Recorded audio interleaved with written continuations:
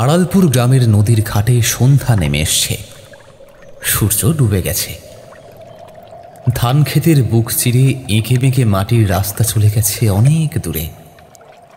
চারপাশে গোধূলির আলো এবং হালকা হাওয়া বইছে, সাথে নদীর কলকল শব্দ। কিছু গ্রামবাসী একত্র হয়ে আড্ডা দিচ্ছে। কি সুন্দর না আমাদের গ্রামটা! নদীর ধারে সবুজ ধান ক্ষেত, মাটির রাস্তা, বিকেলবেলা পাখিরা ফিরলে কত শান্ত লাগে। হ্যাঁ রে, আড়ালপুরের প্রকৃতি যেরকম শান্ত, তেমনই মানুষের জীবনও। কোলাহল নেই, ঝামেলা নেই, কিচ্ছু নেই। হ্যাঁ, ঠিক বলেছিস বাপু। কিন্তু এই শান্তি থাকে কদিন? বছরের একটা রাতে কিন্তু এই গ্রামটা একবারে পাল্টে যায়। কোন রাতে দাদু? কালী পুজোর রাত। ওই এক রাতেই গ্রামের বাতাসটা ভারী আর ঠান্ডা হয়ে যায়, যেন এক অজানা অভিশাপ নেমে আসে। ও দাদু, তুমি আবার শুরু করলে তো? প্রতি বছর একই গল্প বলো। আরে এখনকার দিনে এসব কেউ বিশ্বাস করে নাকি? বিশ্বাস করিস আর না করিস, ঘটনা কিন্তু সত্য। এই কালী মন্দিরে একদল ডাকাত রক্ত পূজার প্রথা শুরু করেছিল। দেবীর কাছে রক্ত বলির বিনিময়ে তারা প্রতিজ্ঞা করত, কালী পুজো রাতে ডাকাতি করলে আর কেউ কোনোদিন তাদের ধরতে পারবে না। ঠিক তাই, তাদের সেই ভয়ঙ্কর বিশ্বাসকে কেন্দ্র করে প্রতি কালী পুজোর রাতেই ডাকাতরা গোপনে মন্দিরে পুজো দেয়, আর ঠিক সেই রাতেই গ্রামে হানা দেয়। তারপর কেউ কি তাদের ধরতে পারেনি? আশ্চর্য হলেও সত্যি, আজও সেই ডাকাত দলের একজনও কোনোদিনও ধরা পড়েনি। পুলিশ চেষ্টা করেছে, গ্রামবাসী একজোট হয়েছে, কিন্তু কিছুতেই কোনো কাজ হয়নি। তাহলে এখনো কি ওই রাতের অভিশাপ আছে? আছে বলেই তো প্রতি কালী পুজোতে গ্রামের বাতাস ভারী হয়ে যায়। আমরা রাতে দরজা জানলা বন্ধ রাখি, কেউ ঘর থেকে বেরোই না।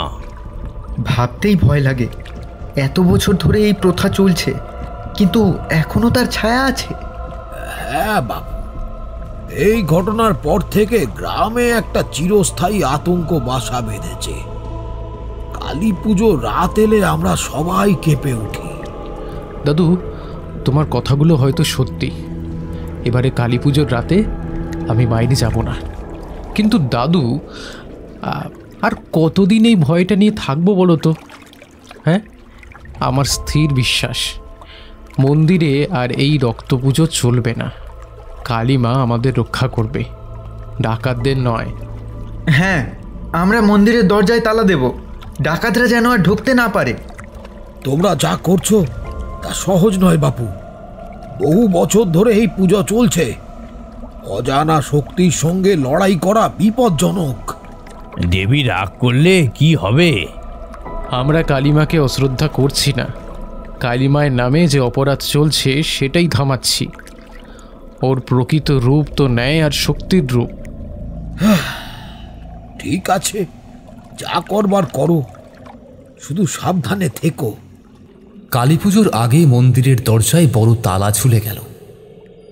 প্রথমে কয়েকজন গ্রামের মানুষ ভেবেছিল হয়তো অভিশাপ কেটে গেছে, কিন্তু কালী পুজোর রাত গভীর হওয়ার সঙ্গে সঙ্গে আড়ালপুরে আবার শুরু হলো অদ্ভুত সব ঘটনা। রাতের আকাশে হঠাৎ করেই হাওয়ার ছাপটা দেখা দিল। নদীর ধারে বটগাছের নিচে দেখা যেতে লাগলো কালো কালো আবছায় অবয়ব, আর দূর থেকে শোনা যেতে লাগলো শঙ্খের মতো গর্জন। কেউ যেন গভীর বেদনার মধ্যে দিয়ে চিৎকার করছে। দাদা, শুনছো? ওই আওয়াজটা কেমন? মনে হচ্ছে কেউ কাঁদছে, আবার শঙ্খ বাজাচ্ছে যেন। চুপ কর, কারোর কাছে বলিস না। আমিও শুনেছি ওই বটগাছের তলায় কেমন যেন একটা একটা ছায়া নড়ছে, দেখেছিস? তোমরা তোরা এখানে দাঁড়িয়ে আছিস? ঘরে যা, রাত গভীর হচ্ছে। ওই ছায়ার কাছে যাস না। রামেশ্বর, শুনেছ? গরু ছাগল মরে যাচ্ছে একের পর এক। আজ সকালে আমার দুটো ছাগল মরে পড়েছিল উঠোনে, কোনো রোগ বালাই নেই, তবুও। শুধু পশু নয় গৌর, গত রাতে হরিপদ ছেলেটাও অকারণে পড়ে গেল নদীতে। কেমন যেন শক্তি টেনে নিয়ে গেল বলে মনে হচ্ছে। কি হচ্ছে দাদু? আমরা তো পুজো বন্ধ করেছি, তবু এসব কেন? হয়তো ডাকাতদের সেই রক্তপূজা বন্ধ হওয়ায় অশান্ত আত্মারা জেগে উঠেছে, প্রতিশোধ নিচ্ছে। হ্যাঁ, আমার ঠাকুরদা বলতো ডাকাত কালীকে রক্ত দিয়ে তুষ্ট করা হতো। এখন সেটা নেই, তাই সে রেগে গেছে। এটা কোনো সাধারণ বিষয় নয়, এ হলো মানুষের পাপের প্রতিশোধ। ডাকাতদের বলি, রক্ত আর অপরাধে যে শক্তি জন্মেছিল সেটাই এখন আমাদের গ্রামে ঘুরছে। এত মানুষ মরছে, এখন আমরা কি করব? ভয় কাজ নেই, আমরা কালী মায়ের কাছে সত্যি প্রার্থনা করব। ডাকাতদের অপরাধ আর পাপের দায় আমাদের নয়, মায়ের কাছে আশ্রয় চাইতে হবে। কিন্তু তালা খুলে আবার পুরনো পুজো শুরু করব নাকি? না, ডাকাতদের প্রথা আমরা ফিরিয়ে আনবো না, কিন্তু অন্যায় শক্তির সঙ্গে লড়াই করতে হলে অন্যরকম প্রার্থনা, অন্যরকম শক্তি লাগবে। আজ রাতে তো বটগাছের তলায় আবার ছায়া দেখেছি, কালো কালো অবয়ব, চোখ লাল হয়ে জ্বলছে যেন। আর ভয় নেই, আর ভয় নেই। কালকে সকালে আমরা সবাই মন্দিরে একজোট হব। কালী মায়ের আসল রূপ, ন্যায় আর শক্তি, সেই শক্তির কাছে আমরা প্রার্থনা করব। কিন্তু রাত যতই বাড়তে লাগলো, মৃত্যু আর ভয় ততই গ্রাস করতে লাগলো গোটা আড়ালপুরকে। প্রথমে গরু ছাগল, তারপরে একে একে মানুষ। মাত্র কয়েকদিনের মধ্যেই 10-12 জন গ্রামবাসীর অস্বাভাবিক মৃত্যু ঘটল। কেউ নদীতে ডুবে গেল, আবার কেউ শ্বাসরুদ্ধ হয়ে পড়ল, আবার কেউ বা ভোরের আলো ফোটার আগেই নিথর হয়ে গেল। গ্রামবাসীরা বুঝল এ কোনো সাধারণ অশুভ শক্তি নয়, ডাকাতে কালী প্রতিশোধ নিচ্ছে। যে পুজো এতদিন চলছিল তা বন্ধ হওয়ার সঙ্গে সঙ্গেই অশান্ত আত্মারা গ্রামে ঘুরে বেড়াচ্ছে। আড়ালপুর গ্রামের বাতাস এখন ভয়ে ভারী, বিষণ্ণতায় ঢাকা।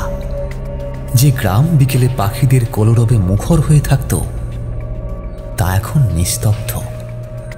মানুষের চোখে মুখে শুধু আতঙ্ক আর হতাশা।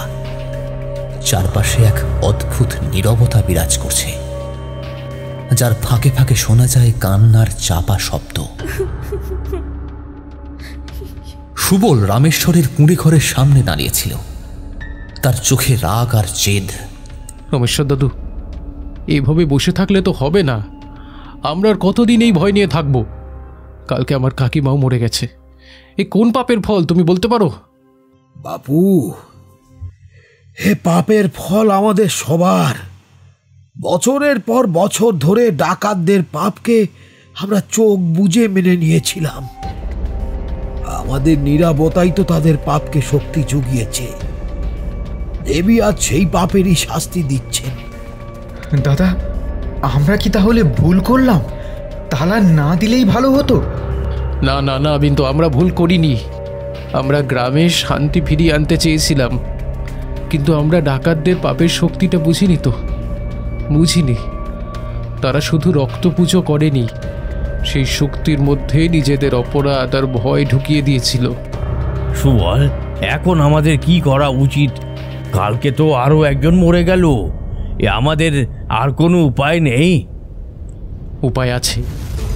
যে শক্তি মানুষের পাপের ফল, তাকে দূর করতে হলে পুণ্যের শক্তি লাগবে। আমরা সবাই মন্দিরে যাব, দরজা খুলব, কিন্তু ডাকাতদের মতো রক্ত পুজো করব না। আমরা দেবীর কাছে আমাদের মন, প্রাণ ও ভক্তি দিয়ে প্রার্থনা করব। কিন্তু দেবী কি আমাদের কথা শুনবেন? কিন্তু কিভাবে সেটা করব? আমরা দেবীর কাছে অনুরোধ করব, তিনি যেন আমাদের রক্ষা করেন। আমরা ভয়কে দূরে সরিয়ে দেব। আমরা ডাকাতদের মতো ভয়ঙ্কর শক্তি দিয়ে দেবীর পুজো করব না। আমাদের বিশ্বাসের শক্তি দিয়ে তাকে ডাকবো আমরা। পরের দিন সকালে আড়ালপুর গ্রামের সবাই মন্দিরের দিকে রওনা দিল। সবার চোখে মুখে এক অজানা ভয়, কিন্তু সুবলের কথায় তারা আবার সাহস খুঁজে পায়। রামেশ্বর এবং গৌর তাদের সাথে মন্দিরের দিকে হাঁটে। মন্দিরের গেটের সামনে এসে সুবল বড় তালাটা স্পর্শ করে। মা কালী, মাগো, তোমার কাছে আমরা ক্ষমা চাই মা। বছরের পর বছর ধরে তোমার নামে যে পাপ করা হয়েছে তার জন্য আমরা দায়ী। আজ আমরা তালা খুলছি, কিন্তু ডাকাতদের ভয় নয়, আমাদের বিশ্বাসের ওপর ভর করে। আমাদের রক্ষা করো মা, আমাদের রক্ষা করো। আমাদের ঐক্য, আমাদের বিশ্বাসকে তোমার শক্তি করে নাও মাগো। সুবল তালাটা ভেঙে ভিতরে প্রবেশ করে। মন্দিরের ভিতরটা শীতল, অন্ধকার। তারপরে তাদের চোখে পড়ে দেবীর সেই ভয়ঙ্কর মূর্তি, কিন্তু সেই মূর্তির চোখ থেকে আর আগুন ঝরছে না, যেন মা তাদের ডাক শোনার জন্য অপেক্ষা করছিলেন। সুবল প্রদীপটা জ্বালিয়ে দেয়। মা, আমরা আর ভয় পাবো না। আমরা গ্রামের সব মানুষ এখানে আজ একত্র হয়েছি। আমরা জানি তুমি শুধু রক্ত আর বলির দেবী নও, তুমি অন্যায়ের বিরুদ্ধে ন্যায়, পাপের বিরুদ্ধে পুণ্যের প্রতীক। আমাদের গ্রামে যে পাপের শক্তি ঘুরে বেড়াচ্ছে, তুমি তা দূর করে দাও মাগো, দূর করে দাও। মা, আমরা যেন আর আমাদের প্রিয়জনদের না হারাই, আমাদের সাহস দাও। আমাদের পাপের প্রায়শ্চিত্ত যেন এইখানেই শেষ হয়। নরম মোমবাতির আলোয় সুবলের মুখটা উজ্জ্বল হয়ে ওঠে। সবাই একসাথে ভক্তি ভরে মাথা নত করে। হঠাৎ একটা বিকট শব্দে গোটা মন্দির কেঁপে ওঠে। সুবল, রামেশ্বর, বিন্দু, গৌরী সবাই মুখ তুলে তাকায়। মন্দিরের প্রধান দরজাটা এক ঝটকায় বন্ধ হয়ে যায়। দরজায় বড় বড় লোহার কপাট দুটো সশব্দে আটকে যায়। তারা একে অপরের দিকে তাকায়, চোখে মুখে এক অজানা ভয়। রামেশ্বর দুহাতে কান চেপে ধরে। দাদা, দরজাটা বন্ধ হয়ে গেল, এটা কে করলো? এ কি কি কি হচ্ছে এসব? আমরা তো তালা ভেঙে এসেছিলাম। তাহলে ঠিক তখনই মন্দিরের ভিতর থেকে এক তীক্ষ্ণ এবং বীভৎস অট্টহাসি শোনা যায়। হাসির শব্দটা মন্দিরের চার দেওয়ালে প্রতিধ্বনিত হয়ে যেন তাদের কানে তালা লাগিয়ে দেয়। কার হাসি? এটা তো কোনো সাধারণ হাসি নয়। হাসিটা যেন ক্রমশ আরো তীব্র হতে থাকে, আরো ভয়ঙ্কর রূপ নেয়। চারপাশের নিস্তব্ধতা ভেঙে এক পৈশাচিক আনন্দ যেন বাতাসকে বিষাক্ত করে তোলে। ঠিক সেই মুহূর্তে সুবলের বুক থেকে একটা চাপা আর্তনাদ বেরিয়ে আসে। কি হলো সুবল? কি হলো তোর? সুবলের শরীর যেন কোনো অদৃশ্য শক্তি দ্বারা ধাক্কা খেয়ে ছিটকে পড়েছে মন্দিরের এক কোণে। তার পাশেই পড়ে থাকা একটা বলিদানের খড়গ যেন নিজে থেকেই শূন্যে ভেসে ওঠে। খড়গটা পাক খেতে খেতে ভয়ঙ্কর গতিতে ছুটে আসে সুবলের দিকে। দাদা! বিন্দু সুবলকে বাঁচাতে ছুটে যায়, কিন্তু তার আগেই খড়গটা সুবলের বুকে গুঁথে যায়। সুবলের মুখ থেকে বেরিয়ে আসে এক শেষ আর্তনাদ। তার শরীরটা নিথর হয়ে যায়। বিন্দু ভয়ে চিৎকার করে ওঠে।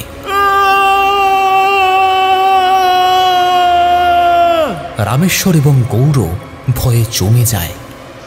এরপর একের পর এক আরো ভয়ঙ্কর ঘটনা ঘটতে থাকে। সুবলের মৃত্যুর পরে যেন মন্দিরের ভিতরে এক বিভীষিকা নেমে আসে। রামেশ্বর, বিন্দু আর গৌর একে অপরের দিকে হতভম্ব হয়ে তাকিয়ে থাকে। চারদিকে হিমশীতল নীরবতা নেমে আসে। হঠাৎ সেই পৈশাচিক হাসিটা আবার শোনা যায়। এবার তা আরো বিকট, আরো ভয়ঙ্কর। হাসির প্রত্যেকটা শব্দ যেন তাদের হৃৎপিণ্ড লক্ষ্য করে ছুটে আসা এক একটা তীর। রামেশ্বরের আকুতি যেন বাতাসের সাথে মিলিয়ে যায়। মা, মা কালী, আমরা কি ভুল করলাম? কেন আমাদের এমন শাস্তি দিচ্ছ মা? দেবী মূর্তি থেকে একটা ছোড়ো বাতাস বেরিয়ে আসে। সেই বাতাসে মোমবাতিগুলো নিভে যায়, মন্দির আরো অন্ধকার হয়ে যায়। শুধু দেবীর চোখের জায়গায় দুটো জ্বলন্ত অঙ্গার যেন তাদের দিকে তাকিয়ে হাসে। বিন্দু আর গৌর ভয়ে একে অপরের হাত ধরে। দাদু, দাদু, আমরা কি আর বের হতে পারবো না? আমরা কি এখানে মরে যাব? ঠিক সেই সময় একটা অদৃশ্য শক্তি বিন্দুকে টেনে নিয়ে যায়। তার মুখ থেকে এক ভয়ঙ্কর আর্তনাদ বেরিয়ে আসে। এরপর সব কিছু শান্ত হয়ে যায়। এক পিনপতন নীরবতা। গৌর আর রামেশ্বর ভয়ে পাথরের মতো দাঁড়িয়ে থাকে আর অন্তিম পরিণতির জন্য সময় গুনতে থাকে। বাইরে অপেক্ষারত গ্রামবাসীরা মন্দিরের ভিতর থেকে ভেসে আসা সেই আর্তনাদ শুনতে পায়, কিন্তু ভয়ে কেউই দরজার দিকে এগোতে সাহস পায় না। কয়েক মুহূর্ত পরেই সব শান্ত হয়ে যায়। এক নীরবতা নেমে আসে, যা আগের থেকেও বেশি ভয়ের। গ্রামের মানুষ কান পেতে থাকে, কিন্তু কোথাও কোনো শব্দ নেই। তারপর হঠাৎই মন্দিরের দরজার নিচ দিয়ে গড়িয়ে আসে টাটকা লাল রক্ত। প্রথমে এক ধারা, তারপরে আর এক ধারা। রক্তে ভেসে যায় মন্দিরের সামনের মাটি। সেই দিন থেকে আড়ালপুর এক অভিশপ্ত মৃত্যুপুরী হয়ে ওঠে। রাতের গ্রাম যেন এক মৃত্যুপুরীর রূপ ধারণ করে। রাত নামলেই গ্রামের মানুষেরা ঘরে তালা মেরে বসে থাকে। বাইরে শুধু শোনা যায় ঘন ঘন মাদুলির আওয়াজ, যেন কোনো ভয়ঙ্কর পুজো হচ্ছে। কিন্তু কারো সাহস হয় না জানলা খোলার এবং বাইরে কি হচ্ছে দেখার। কথিত আছে আজও কালী পুজোর রাতে দূর থেকে এক কালো ধোঁয়ার মতো মেঘ মন্দিরের চারিদিকে ঘুরতে আসে। আর ভোর হলেই গ্রামের কোথাও না কোথাও এক নিথর দেহ পড়ে থাকতে দেখা যায়। কারোর গলা কাটা, কারোর চোখ উপড়ে নেওয়া হয়েছে। গ্রামবাসীরা বলে, দোষ তো ওদেরই। ডাকাতকালী রক্ত ছাড়া আর কোনো কিছুতেই সন্তুষ্ট হন না, কিন্তু ওরা সেই রহস্য ভেদ করতে গিয়ে নিজের প্রাণ নিজেরাই হারালো। এইভাবে চলতে থাকলে তো গ্রামে থাকা যাবে না। আমাদের দেখছি এই গ্রাম ছেড়ে চলে যেতে হবে। হে ঈশ্বর, আমাদের বাপ ঠাকুরদার ভিটে ছেড়ে শেষ পর্যন্ত পথে বসতে হলো। মন খারাপ করে একের পর এক গ্রামের মানুষ আড়ালপুর ছেড়ে চলে যেতে লাগলো। তাদের অশ্রুবিন্দুতে বিষণ্ণতা ছড়িয়ে পড়ল গোটা আড়ালপুরের বাতাবরণে।